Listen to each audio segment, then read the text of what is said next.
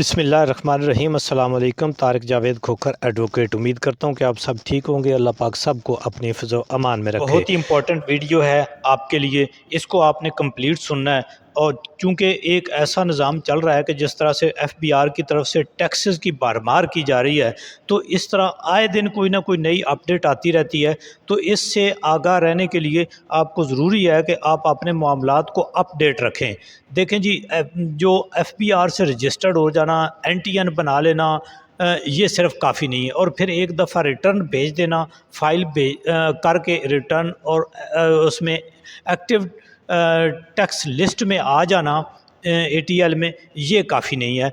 इसके बाद भी जब आप हो जाते हैं फाइलर, तो उसके बाद भी कुछ आपकी ज़िम्मेदारियाँ हैं, जिसमें सबसे अहम तरीन ज़िम्मेदारी तो ये है कि आपने जो गवर्नमेंट की तरफ से इम्पोज शुदा टैक्सेस हैं मुख्तलिफ़ किस्म के, उनसे छूट हासिल करने के लिए आपको चाहिए कि आप अपडेट रहें। यानी उनमें जो चेंजिंग्स आती रहती हैं, जो तब्दीलियाँ आती रहती हैं हर बजट के बाद, हर कुछ अरसे के बाद, हर 6 महीने के बाद, यानी 6 महीने के बाद इस तरह से कि जो स्टेट बैंक की तरफ से जो आप ये कह रहे हैं मॉनेटरी पॉलिसी, या आप उसके जो इंटरेस्ट रेट्स यानी सूद की शरह में कमी बेशी आती रहती है, मुनाफा की शरह में कमी बेशी आती रहती है, मुख्तलिफ़ किस्म की जो आप बैंक डिपॉजिट्स होते हैं, आपने फ़िक्स्ड कुछ अमाउंट कराई होती है, आपने कुछ कौमी बचत में कुछ स्कीम ले रखी होती है, या और दीगर जो बहुत सारी मुख्तलिफ़ बैंक्स की मुख्तलिफ़ स्कीमें होती हैं, जहाँ पे सरमायादार या आप लोग अपना पैसा रख के उससे प्रॉफिट कमा रहे होते हैं।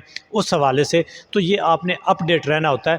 और फिर अपनी जो रिटर्न है उसको जो है ऑन टाइम भेजना होता है। देखें जी, जिस तरह से अब 2024 की जो है वो रिटर्न जा रही है, तो इसकी 30 सितंबर लास्ट डेट होती है, और 30 सितंबर के बाद बसा औकात जो है वो उसको एक्सटेंड कर दिया जाता है कुछ 15 दिन के लिए, सम टाइम 1 माह के लिए। तो आप एक तो ये है कि आप कोशिश करें कि 30 सितंबर से पहले पहले अपनी रिटर्न भिजा दें, और ताकि आप अगर ना भी एक्सटेंड हो तो आप लेट फीस से बच सकें।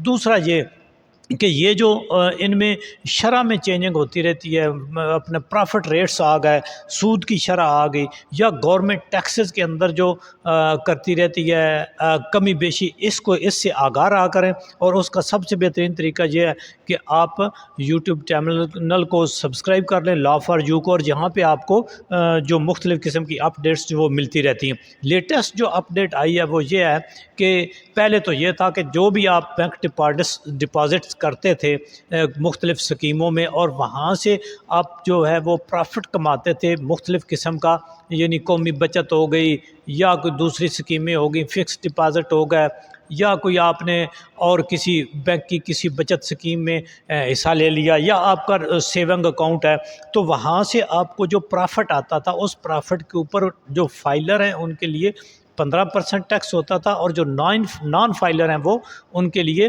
जो है वो 30% होता था। तो अब जो आपके लिए अहम चीज़ है, जो फाइलर्स हज़रात के लिए, उनके लिए तो ये अहम तरीन है कि उनका जो 15% था उसमें कोई चेंजिंग नहीं आई, यानी अब भी जो है वो उनको उन प्रॉफिट्स के ऊपर जो है 15% ही टैक्स देना पड़ेगा। लेकिन नॉन फाइलर हज़रात के लिए जो है वो बड़ी तशवीशनाक बात है कि वो अब 30 से 35% कर दिया गया है। यानी आप सादा सी बात ये ले लें कि अगर आप ये देखें ना, ये 1 जुलाई को भी आपको आए होंगे मैसेजेस, और वहाँ पे कुछ लोगों को आया होगा कि जी आपका इतने % इतना टैक्स कट गया। यानी अगर आपका 1 लाख प्रॉफिट आया हुआ है, तो जो आपकी मैसेज सर्विस है बैंक में, आपके फ़ोन के ऊपर मैसेजिंग आती है या ईमेल के ऊपर आती है, तो वहाँ पे आपको मैसेज आया होगा कि जी आपका अगर 1 लाख प्रॉफिट आया तो उसमें से 15,000 रुपया जो है वो कटौती होगी। लेकिन जो नॉन फाइलर हैं उनके लिए मैसेज आया होगा कि आपका अगर फ़र्ज़ किया 1 लाख है तो उसके ऊपर 30,000 कटौती हो चुकी। लेकिन अब उसके बाद से क्या है, 1 जुलाई के बाद से अब ये हो गया है कि अब जो नॉन फाइलर हैं उनका 35% हो गया। यानी अगर आपको 1 लाख रुपया आपका प्रॉफिट आएगा तो उसके ऊपर आपका 35,000 का, और ये बहुत बड़ी कटौती है। देखें ना जी, 35% जो है वो बहुत बड़ी कटौती है। कोई भी बैंक, कोई भी बचत स्कीम बैंक आपको 15, 16 या 13, 14% से ज़्यादा नहीं दे रही होती। कोई चंद एक स्कीमें हैं जिनमें تھوڑا سا زیادہ مارجن ہوتا ہے، لیکن یہ اپ ڈاؤن ہوتی رہتی ہے۔